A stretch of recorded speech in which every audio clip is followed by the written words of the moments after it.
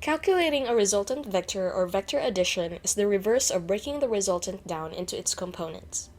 If the perpendicular components ax and ay of a vector A are known, then we can find A analytically.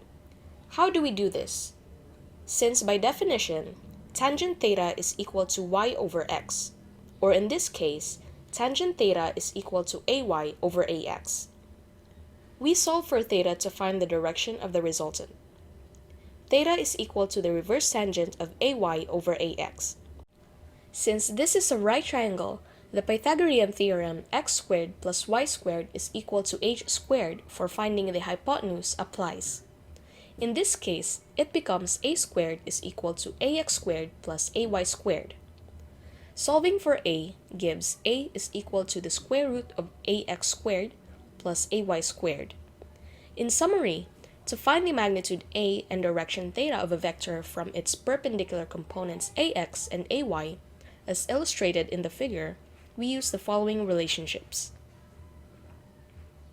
The magnitude and direction of the resultant vector A can be determined once the horizontal components ax and ay have been determined.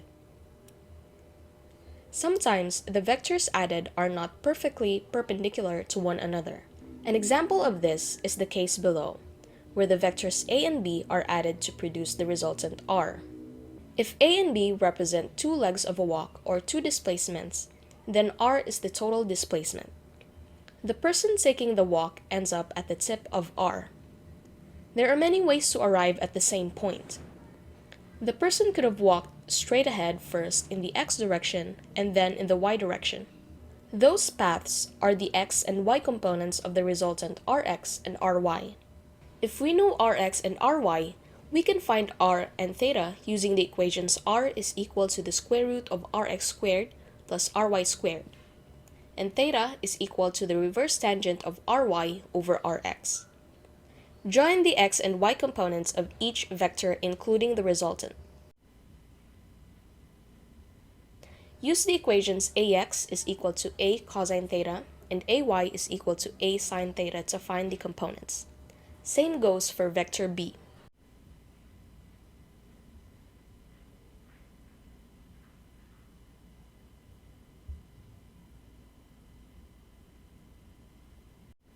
In the figure, these components are ax, ay, bx, and by.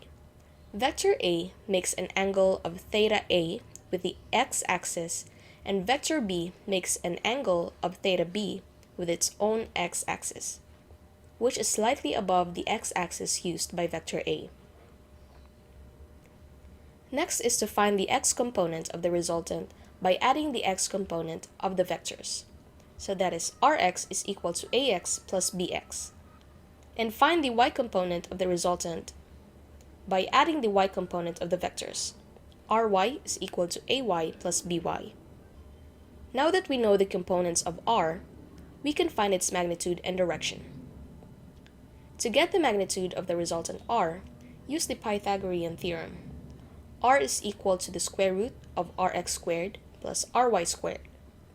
To get the direction of the resultant, we use theta is equal to the reverse tangent of ry over rx.